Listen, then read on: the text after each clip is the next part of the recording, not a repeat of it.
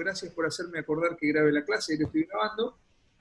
Y bueno, es la que nos tocó y es la que tenemos que lidiar, así que bueno, avancemos. Dos o tres cosas para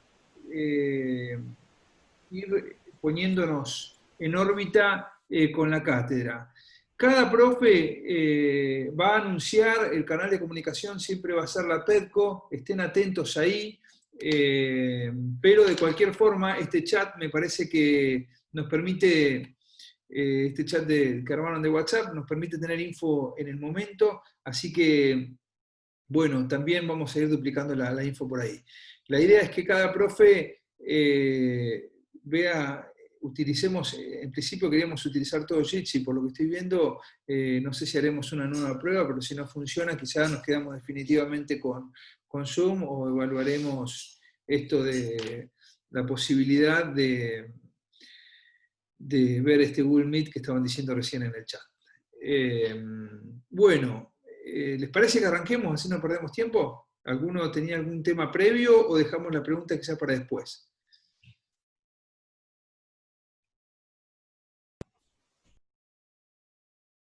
Bueno, si se escucha, que alguno me confirme y ya pues vamos a compartir la pantalla y arrancamos con la clase. No sé, empecemos. Muy bien. Bueno, para la valiente que se animó a hablar, arranquemos. Bueno, voy a compartir pantalla, si me dan 2 segundos.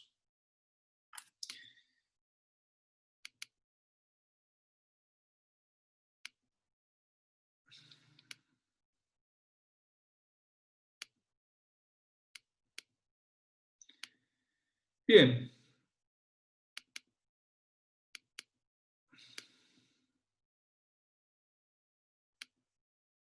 ¿Se ve el power ahí? Profe.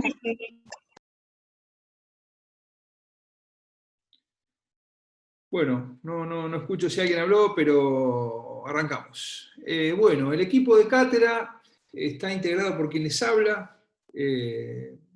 Milton Arranqués, yo soy profesor adjunto, tengo a cargo la materia, después hay 4 asistentes de docencia, que son Vanessa Ruiz, Estrella Sánchez, Leonardo Fachín y Fernanda Cataldo, 2 ayudantes recibidos, que son colegas, que son Leandro Inglera y Camina Tulain, y después ayudantes alumnos está Tomás, Andrés Delgado y Cecilia. Bien, pautas del cursado. El canal de comunicación oficial va a ser la PEDCO, como recién nos dijimos. La idea es que toda la info oficial esté ahí, bien. No obstante, ya que está este WhatsApp abierto, vamos a utilizarlo también. Cada profesor va a dar la clase en la plataforma que se anunciará, o será Zoom o será Jitsi, seguiremos probando a ver cuál funciona mejor. Armaremos un grupo de WhatsApp solo para comunicar aspectos operativos de la cátedra. Por eso hay muchos alumnos y alumnas que me han preguntado que no pueden darse de alta en la PEDCO o que no pueden, si pueden cursar condicional. En este sentido, todo lo que tenga que ver con cuestiones administrativas a nosotros nos excede. Nosotros no podemos darles de alta en la PEDCO, no podemos darles de baja, no podemos inscribirlos ni como condicional ni como regulares, todo eso es la universidad. Entiendo que son momentos difíciles para comunicarnos, momentos difíciles para que ustedes les den respuestas en los tiempos que las necesiten, pero desgraciadamente los tiempos son difíciles también para nosotros y no tengo más respuestas en cuanto al administrativo que darles que comuníquese con la PEDCO. Bien. Bueno, vamos a ir avanzando. El grupo de Facebook va a seguir siendo un canal de soporte no oficial.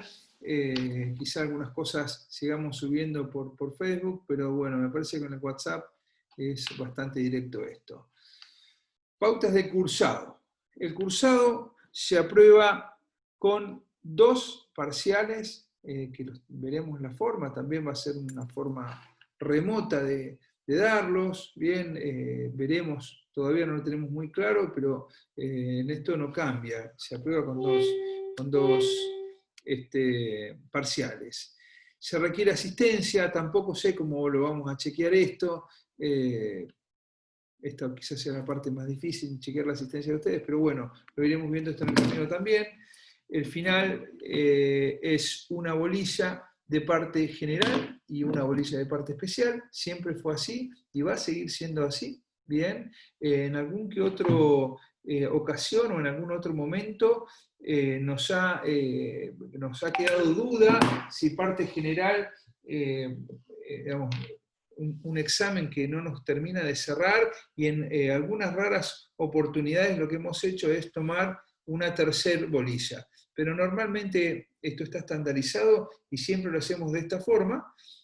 Se toma parte general y si está bien, si avanza, o si la parte general que nosotros consideramos que es la más importante está bien, pasamos a la parte especial.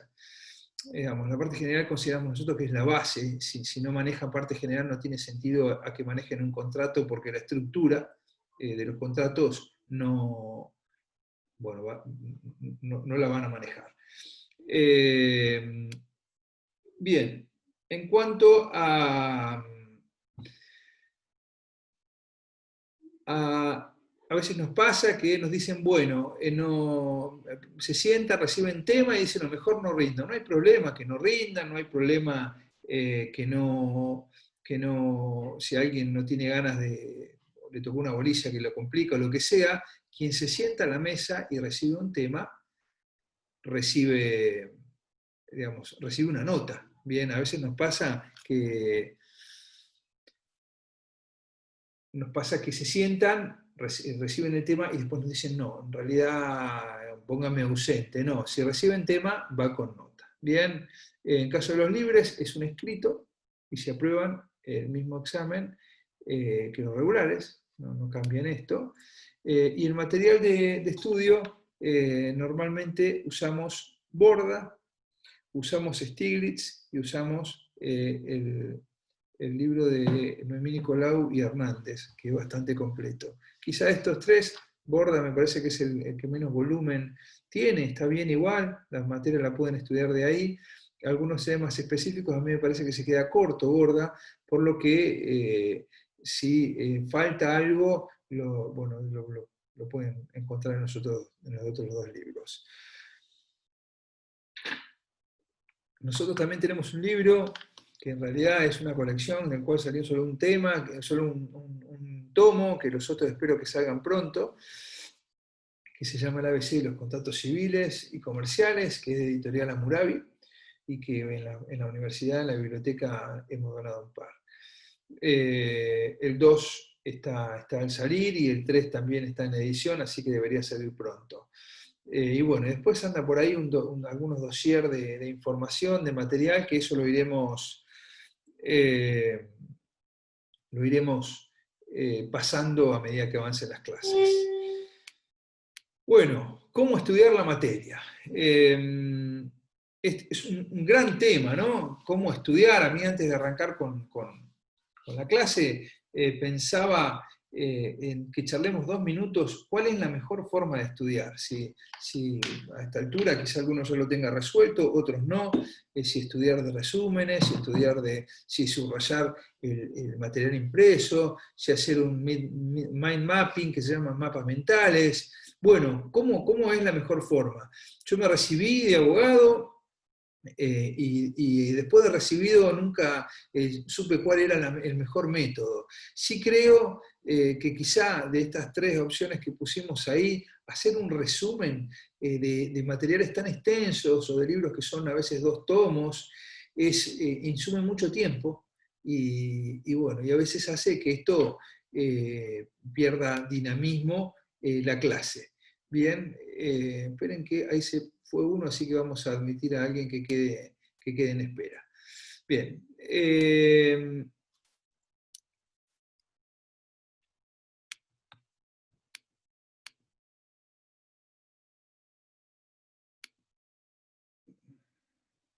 Bien.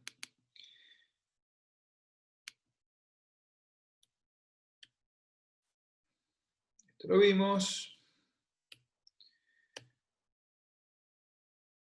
Bueno, ¿qué creo? Lo que más nos interesa a nosotros como profes, como cátedra, es que puedan aplicar el conocimiento. No nos interesa que nos repitan como loro la naturaleza jurídica de un contrato, o que nos hablen de los caracteres, si no saben o para qué sirve ese contrato, o qué situación que podemos resolver con ese contrato. La máxima relevancia de la cátedra es que puedan aplicar el conocimiento digamos, que surja de los libros, lo que podamos transmitir nosotros.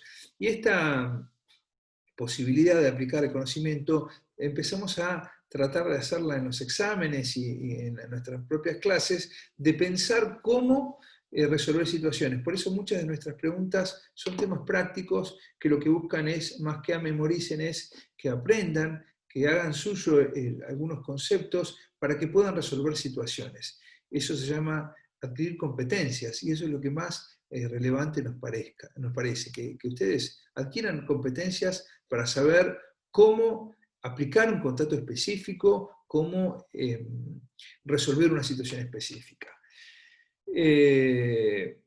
Por otro lado, nos interesa que aprendan a diferenciar un contrato en base a los elementos estructurales de este contrato. Cada contrato tiene características que lo diferencian de otro. Y esas características, ese grupo de características, lo que genera es que ustedes puedan diferenciarlo de otro que quizás que pueda ser de la misma familia de contratos. Para que nosotros podamos hacer esto, es necesario que entendamos los elementos de cada contrato, y eso es algo que es muy relevante que ustedes lo manejen. En la parte especial es lo que más nos interesa. Parte especial nos referimos a los contratos específicos, ¿no? Y parte general a la teoría de los contratos. La parte especial, lo que más nos interesa es que entiendan cómo juega la responsabilidad en cada contrato. Normalmente cuando alguien va a ver un abogado va a verlo, o porque en materia de contratos, ¿no? O porque necesita celebrar un contrato, o porque alguien incumplió un contrato. Entonces, la puerta de ingreso y la puerta de salida son dos cosas de máxima relevancia. Que aprendan la responsabilidad en cada contrato tiene que ver con los derechos y con las obligaciones de cada parte de este contrato. Entonces es muy importante que entiendan que si no manejan cómo funciona la responsabilidad en cada contrato, es bastante improbable que puedan resolver una situación de incumplimiento contractual. Por lo tanto, esta estructura de saber los elementos del contrato, de manejar la naturaleza jurídica, de saber cómo funciona la responsabilidad frente al incumplimiento en un contrato específico y cuáles son los derechos y las obligaciones de cada parte, es casi, les diría, el núcleo de lo que nosotros necesitamos, de la info que necesitamos manejar. Bien, ¿cómo estudiar la materia? Volviendo a esta pregunta de inicio, bueno, yo creo que manejar esta estructura conceptual es la base, manejar este esqueleto de los contratos es la base. Este esqueleto, digamos, o lo que ustedes deberían tener muy presente en cada contrato es cuál es el concepto. En cuanto a los conceptos, no nos interesa que ustedes repitan el concepto de Borda, de Stiglitz o el propio nuestro que hayamos escrito por ahí. Nos interesa que ustedes den una definición, aunque sea propia, con sus propias palabras, de un contrato. Y yo siempre digo en clase, bueno, siempre hago este mismo ejercicio, bueno, defina banco o defina silla. Y me dicen, bueno, una silla es un elemento que tiene 4 patas y una tabla. Bien, y bueno, pero si ustedes dan esa definición de un elemento que tiene 4 patas y una tabla, resulta que pueden estar definiendo mesa, pueden estar definiendo banqueta, pueden estar definiendo silla o pueden estar definiendo sillón, porque todos los elementos tienen 4 patas y una tabla, bien, o una base.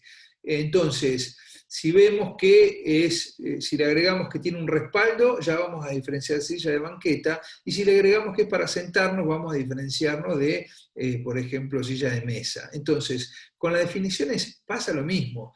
Hay un error común que es definir una palabra con la misma palabra que estamos buscando la definición. Por ejemplo, le digo, bueno, ¿qué es, no sé, mesa? Y alguien puede decir, bueno, una mesa es un elemento llamado mesa con 4... No, eso es algo que tenemos que evitar. Entonces, al buscar la definición o el concepto, eso se llama pleonasticismo o se llama redundancia, lo que buscamos es que ustedes, con sus propias palabras, nos puedan decir de qué se trata el contrato en cuestión.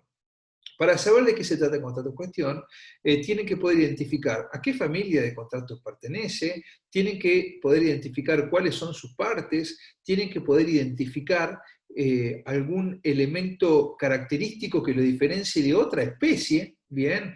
Y ahí es donde vemos la utilidad de saber discernir en la clasificación de los contratos, en la clasificación funcional, en la clasificación jurídica. Entonces, muchas veces esta deficiente definición de un contrato nos hace que un contrato pueda, en su definición, mezclarse con otro que pertenezca a la misma clasificación funcional. Ya van a ver más adelante las clasificaciones funcionales, pero esto es lo que nosotros deberíamos manejar en esta materia. El concepto, la naturaleza jurídica, ¿a qué tipología contractual pertenece? Nosotros en clase siempre decimos, bueno, un contrato, imagínense ustedes que hay 3 bandejas para guardarlo, no hay más que 3 bandejas. Un contrato lo podemos meter en la bandeja de contratos paritarios o de negociaciones individuales, que son los contratos libremente negociados, en los que las partes tienen igualdad de derechos y obligaciones, ¿bien? Y por lo tanto es un contrato donde se asume una paridad de negociación, una paridad de libertad y una paridad de autonomía. Por lo tanto, en este tipo de contratos normalmente va a regir esta autonomía de la voluntad en el sentido de que las palabras van a ser quizá un poquito más inamovibles que en otro tipo de contratos. Ahora voy a hacer un paréntesis y voy a salir porque a medida que se va liberando la sala vamos a ir sumando más gente. Así que si me dan 2 segundos... A medida que veo que alguno se desconecta, genero nuevos espacios. Bien, denme un segundo.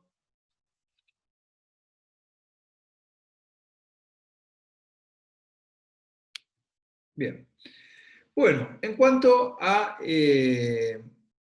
decíamos que había una bandeja, bien, de contratos, que eran los contratos negociados en forma paritaria, negociados en paridad de condiciones, y al lado de esa bandeja hay otra bandeja que es la de los contratos de adhesión, donde una parte quizá tenga una facultad, una igualdad negociatoria que la otra, pero es una parte donde no tiene posibilidad de modificar los términos de ese contrato, sino simplemente les dicen, bueno, este es su contrato, firme aquí. Bien, entonces esos son los contratos, esa es una tipología de contratos, ya lo vamos a ver un poquito más adelante en otras unidades, que son los contratos de adhesión. Entonces, ya este tipo de contrato, asumir que vaya en la bandeja de contratos paritarios o que vaya en la bandeja de contratos de adhesión, va a implicar que algunas cosas voy a poder hacer y otras no, depende de la bandeja en la cual esté. Y al lado de estos contratos están los contratos de consumo, ¿bien? Que son los contratos que involucran a un proveedor y a un acreedor. Perdón, a un proveedor y a un consumidor. También hay varias unidades específicas donde vamos a charlar de este tipo de contratos.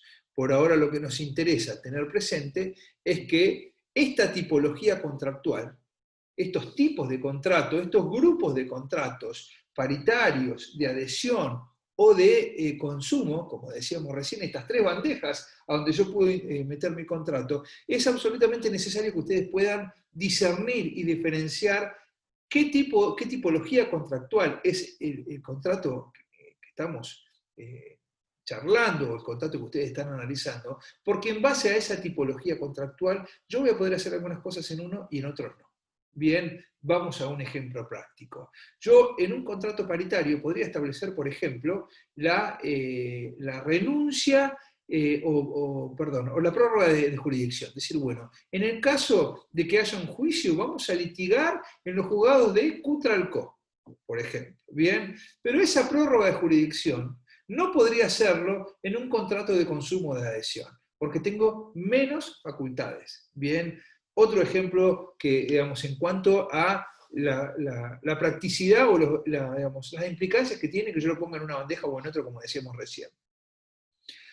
Imagínense un contrato de consumo que genera un daño. Voy a un mercado, consumo un producto y me genera un daño a mí y le genera un daño a mi familia. Bien, yo podría demandar, si ese contrato puedo meterlo en la bandeja de contratos de consumo, resulta que podría demandar al proveedor, podría demandar al fabricante, podría demandar al distribuidor.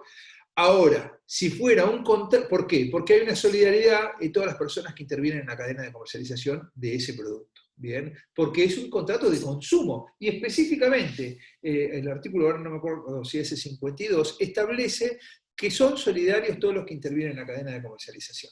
Bien, ¿qué implica esto? Que al ser un contrato de consumo yo tengo muchos legitimados pasivos. Bien, ahora si es un contrato de adhesión o un contrato paritario, no tengo esos legitimados pasivos y solamente puedo demandar a mi co-contratante, que es esto del efecto relativo de los contratos. En principio puedo demandar o mis vínculos jurídicos están establecidos con mi contraparte. Ahora, ese efecto relativo de los contratos se desdibuja si es un contrato de consumo. Con esto quiero decirles que saber qué tipología de contratos tiene un contrato que me están preguntando, un contrato que yo estoy analizando, es de máxima relevancia para saber qué puedo hacer y qué no puedo hacer. Centralmente, qué puedo hacer y qué no puedo hacer tiene que ver con lo que nosotros muchas veces charlamos, que es diseñar la arquitectura jurídica de un caso. Yo no puedo pensar cuál es la respuesta jurídica que voy a dar, sea en el lugar que sea como abogado litigante, como abogado defensor o como juez. No puedo pensar el haz de herramientas que tengo para lidiar con un contrato específico si no sé en qué bandeja voy a poder poner este contrato, porque en base a esa tipología van a ser los derechos y las obligaciones que voy a tener en cada uno. Bueno, las especies de contrato, no sé, hay dentro de un mismo contrato hay distintas especies. Por ejemplo, no sé, en el leasing está el operativo y el leasing financiero. Entonces es muy necesario que ustedes manejen estas especies o que ustedes manejen estas tipologías. Bien, bueno, no sé quién puso unos corazoncitos en la pantalla, lo invito a que los borre. Igual prefiero unos corazoncitos y no un insulto. Así que bueno, sigamos. Bueno, es absolutamente importante también que sepamos los elementos de los contratos y hago una llamada acá operativa, si se corta, inmediatamente activamos otra vez un Zoom y otra vez tendremos que hacer el mismo procedimiento. Bueno, los derechos y obligaciones de las partes, como lo mencionamos recién, y las particularidades específicas de cada contrato. Hay contratos que tienen un límite, por ejemplo, no sé, el contrato de fideicomiso tiene un plazo de 30 años como regla, hay una excepción, entonces es importante que una vez que manejemos estos conceptos estructurantes de cada contrato, el concepto, la naturaleza jurídica, la tipología contractual, las especies, los elementos, los derechos y obligaciones, también manejemos las particularidades específicas de cada contrato. Bueno, volviendo a esto de la forma de estudiar, como yo les decía, bueno, la verdad que no sé cuál es la mejor forma. Sí creo que últimamente que estos mapas mentales a mí me parece que son de gran utilidad para retener gran cantidad de información, ¿no? Con pocas palabras o símbolos, o explicar en forma simple y con poco espacio un tema complejo. Esto, quienes estudian estos aspectos dicen que facilita la expansión de la memoria y sirve para estructurar hechos y razonamientos, ¿no? O facilita el proceso de aprendizaje. Acá hay un ejemplo de cómo es un mapa mental, ¿no? Un mapa mental va con una idea central, con ramificaciones, cada ramificación a su vez tiene distintos énfasis, distintos colores podemos usar dibujos, pero bueno, en general es una estructura concéntrica que va de general a lo particular, donde el tema principal va al centro, y bueno, y se van desprendiendo algunos lineamientos, ¿no? Más o menos como estos mapas conceptuales que alguna vez hacíamos. Las líneas marcan las relaciones entre el concepto principal y las ideas secundarias. Bueno, ahora sí, ahí vamos ya específicamente con el contenido de la unidad 1. Mientras, voy a parar 5 minutos por si alguno tiene alguna pregunta para hacer hasta este momento. Los escucho.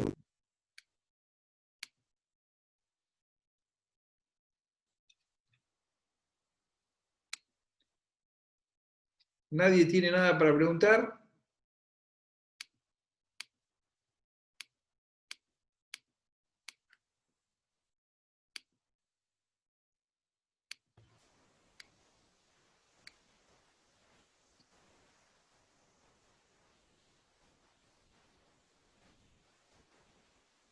Bueno, acá veo que hay algunas preguntas en el chat. Bien, está bueno que me pregunten esto, material de cátedra. Bueno, el material de cátedra no está subido a la PEDCO porque no podemos subirlo por cuestiones de derecho de autor y demás, pero entiendo que hay circulando por ahí copias y demás. Hay compañeros que dicen que están esperando para ingresar. La verdad, lamento un montón, chicos, esta circunstancia, esto de que tuvimos que migrar al Zoom. La clase fue pensada en Jitsi, justamente para no tener esta limitante. Después, cuando se caiga el Zoom, espero que los que no pudieron entrar entren. De cualquier forma, estoy grabando la clase y la idea es poder volver a... Profe, Sí. con respecto a que es presencial, bueno, actualmente, pero por acá no podemos porque no pueden entrar todos. ¿Cómo va a ser la regularidad Bueno, por eso te controlada? digo, probablemente la regularización va a ir por el tema de que aprueben los parciales, en realidad. Porque es como bien lo decís vos, es imposible controlar Claro, esto. porque hay muchos chicos que están preguntando. Sí, sí, a ver, es complejo para todos, incluso para nosotros esto. Así que bueno, iremos resolviendo el tema a medida que se vayan presentando. Bien, ¿algún otro tema, alguna otra consulta o arrancamos directamente con el contenido? Bueno, sigamos entonces. Ahí un compañero preguntó por el profesor, hizo una pregunta. ¿Por el qué preguntó? Acá por el chat del Zoom hizo una pregunta a un compañero. No Que el puedo- grupo de WhatsApp está lleno y que no lo deja ingresar. Si van a dejar a pasar la información por Petco. Bueno, la verdad que esto tampoco sabía que había una limitante. Sí. Pero bueno, sí, vuelvo a reiterar esto, la info oficial va por la PEDCO, ¿está bien? Quien tenga dudas, chequeen la PEDCO. Bien. Manual de Esteban Santanaro sirve, a mí me parece como repaso, pero no para estudiar la materia, me parece que es demasiado elemental. Bien. Bueno, nada, avancemos, ¿ok? Vuelvo. Profesor, ¿puedo hacer una pregunta? Sí, claro. A mí en la PEDCO me sale, me inscribí y me sale contratos y después me sale Derecho Civil 3, me salen esas dos cosas y diferentes mensajes. Bueno, Sí. por algún motivo duplicaron la materia en la PEDCO. Nosotros históricamente teníamos un curso de contratos que fuimos eliminando la información y, digamos, para dejarlo vacío para este nuevo curso, y resulta que ahora apareció un nuevo curso. Entonces, migramos la información al nuevo curso y el curso viejo quedó desactivado, desactualizado. Quizá vos debés ser recursante probablemente y quizás hayas estado inscripta en el curso anterior, por eso debes aparecer en los dos lugares. ¿Bien? No la estoy Bueno, recursando. misterios Bueno, sigo el de de la 2020, el que dice Derecho Civil 3 2020, segundo cuatrimestre, esa Bueno, sería. creo que es uno que tenía una sigla, ese segundo cuatrimestre 2020, ese es el que va, ¿ok? Gracias. ¿Está? Bueno, ¿seguimos con la clase?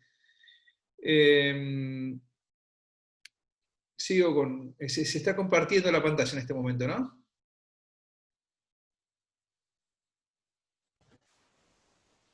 Sí. Bien. Profe. Ok. Nosotros tenemos... Denme un segundo ahora. Qué cosa incómoda que es dar clase con esto, pero bueno.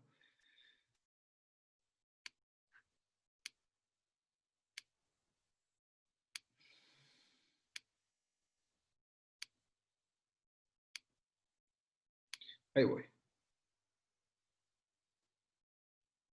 Estoy leyendo algunos mensajes.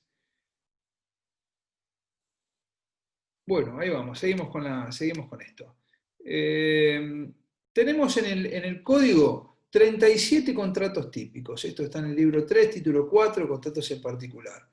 Todos estos son los contratos que figuran en el código y nosotros vamos a estudiar solamente los que están en azul. Bien, no vamos a estudiar contratos de transporte, no vamos a estudiar los 6 contratos bancarios, no vamos a estudiar factoraje, ni bolsa de los contratos de bolsa, cuenta corrientes, ni los asociativos, ni tampoco los de comercialización, que son agencia, concesión y franquicia. Vamos a estudiar todos los que están en azul, ¿bien? O en letra celeste. Bueno, vamos ya con la definición de contrato.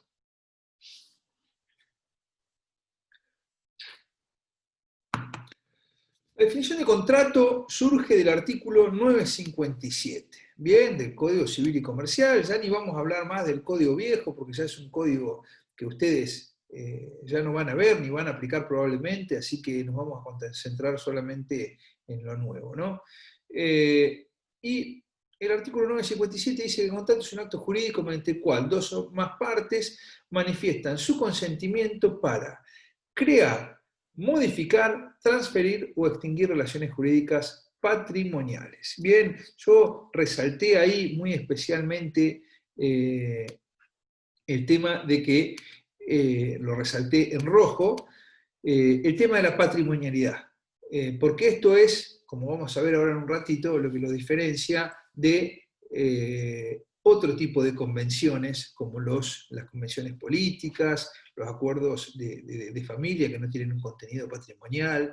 Entonces, nuestros acuerdos, nuestros actos jurídicos, son actos jurídicos, digamos, en referencia a los contratos, que implican la manifestación de consentimiento para crear, modificar o extinguir relaciones jurídicas patrimoniales. Y esto de la patrimonialidad es lo que nos está marcando la función económica que tienen los contratos. Los contratos civiles y comerciales tienen esencialmente una función económica que puede variar, puede ser de cambio, puede ser de distintas finalidades, bien, pero la patrimonialidad es un factor o un denominador común para todos estos contratos. Bueno, como naturaleza jurídica en general de los contratos, nosotros tenemos que es una especie de acto jurídico,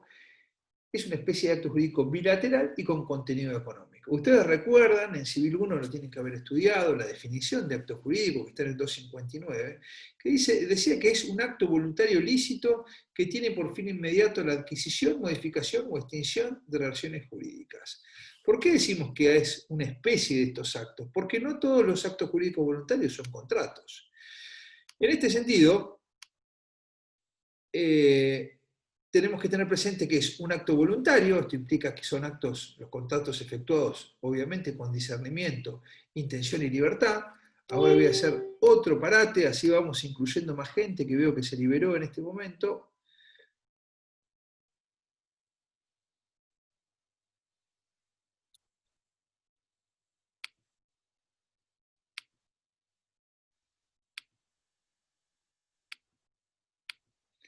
Bien.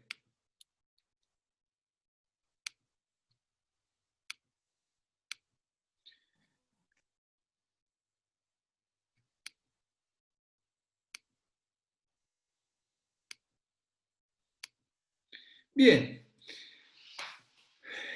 Para poder entender este concepto de qué tipo de especie de acto jurídico, a mí me gusta, siempre hago todos los años este mapita respecto de los hechos. Un hecho, ustedes recuerdan, ¿Cómo podía ser? ¿Alguien se acuerda cómo podían ser los hechos? ¿Qué clasificación de los hechos había o existía?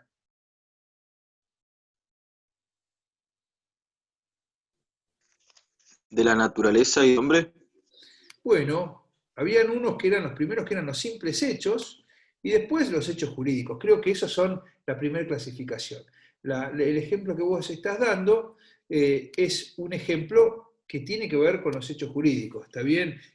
Los simples hechos son hechos que a nosotros, digamos, que no tienen ninguna implicancia, ¿bien? Que no produce ninguna consecuencia jurídica. Como por ejemplo, la caída de una hoja era el ejemplo que daba no sé qué autor, o no sé, una lluvia, o algún efecto natural que no tiene una consecuencia jurídica. Atención con el ejemplo de la lluvia, porque sí puede tener una consecuencia jurídica si la lluvia, por ejemplo, está atada a un seguro, o si es una condición para que se genere algún acto jurídico o para que expire, ¿no? Pero dentro de estos hechos que son los que a nosotros nos interesa, son los jurídicos, ¿no? Lo que produce una consecuencia jurídica, lo que tiene un impacto en los derechos y obligaciones de las personas o de una persona en particular. Dentro de estos hechos, obviamente los contratos no van a participar de la categoría de hechos naturales, sino de hechos humanos, por la misma definición que habíamos recién, ¿no? Obviamente que los contratos, los hechos jurídicos humanos podían ser voluntarios o involuntarios. Los involuntarios podían ser lícitos o ilícitos, y los voluntarios podían ser ilícitos o lícitos. Todo este camino que yo fui marcando ahí en color naranja es el que van a trazarnos la vida de los contratos, ¿no? Y dentro de estos estaban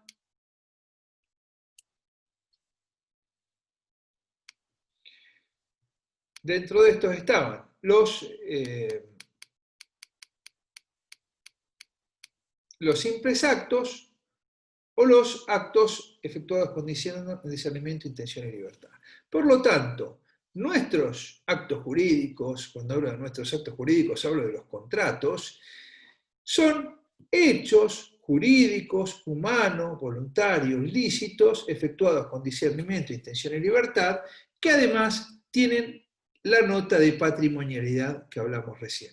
Por lo tanto, para entender en qué lugar ubicamos a esta especie de acto jurídico, está bueno, me parece a mí, tener este mapa en la cabeza, porque nos ayuda a saber qué es contrato y qué no es contrato. Por ejemplo, no es contrato un hecho jurídico humano efectuado sin discernimiento, intención y libertad, o un hecho jurídico humano voluntario ilícito. Por ejemplo, no sé, un contrato que su objeto sea un objeto prohibido por las leyes, como, no sé, vender droga, o un contrato para celebrar con un sicario para matar a una persona. Serían hechos jurídicos humanos voluntarios ilícitos, por lo tanto no pueden ser catalogados como un contrato válido, ni podrían ser ejecutables, ¿no es cierto? Bueno, sigamos avanzando. En cuanto a los elementos de los contratos, tenemos los elementos esenciales, que son aquellos sin los cuales el contrato no puede existir. Bien, la capacidad no la subrayé porque para algunos es un elemento y para otros es un presupuesto de validez. Algunos dicen, no es un elemento de los contratos. Sin capacidad no podemos pensar en un acto jurídico humano voluntario ilícito. Bien, porque le falta la nota de la capacidad, que es un requisito necesario para que un acto jurídico sea válido. Entonces, algunos lo ponen como un presupuesto de validez, pero dicen no, en realidad los elementos de los contratos son el consentimiento, la causa y el objeto. Bien, en cuanto al consentimiento, bueno, vemos que este consentimiento no es el típico consentimiento de los contratos como se lo veía históricamente, sino que hoy existe un consentimiento minorado en muchos aspectos que tiene que ver con contratos en el cual la persona simplemente puede decir sí o no, como vimos en los de adhesión, o contratos en los cuales digamos, la parte no tiene la facultad de negociarlos individualmente, en donde no es un consentimiento libremente prestado, sino que se trata de un asentimiento. ¿Qué significa esto? La persona puede decir sí contrato o no contrato, pero los términos de ese contrato van a estar fijados por la por el predisponente, ¿no? Bueno, estos son los elementos, bueno, como puse por ahí, que hay autores que excluyen la capacidad.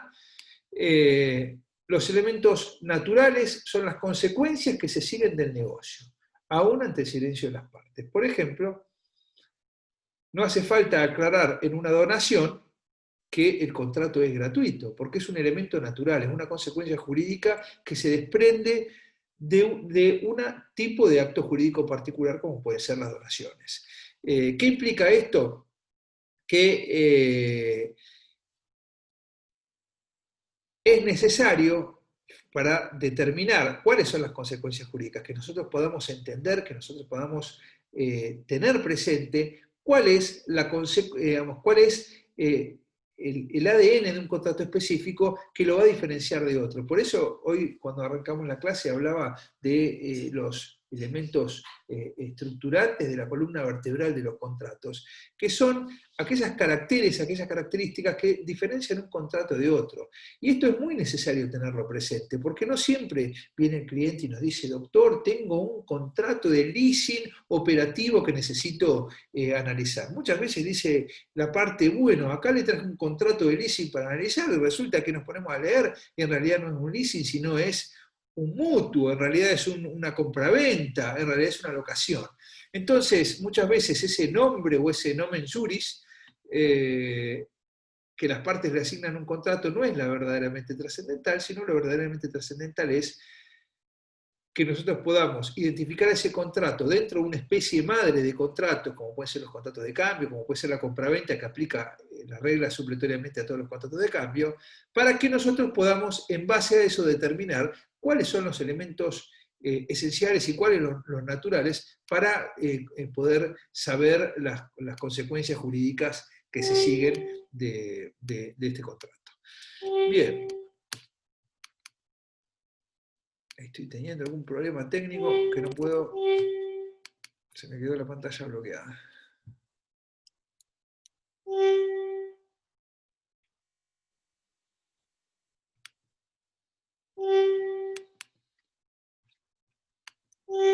Pido paciencia.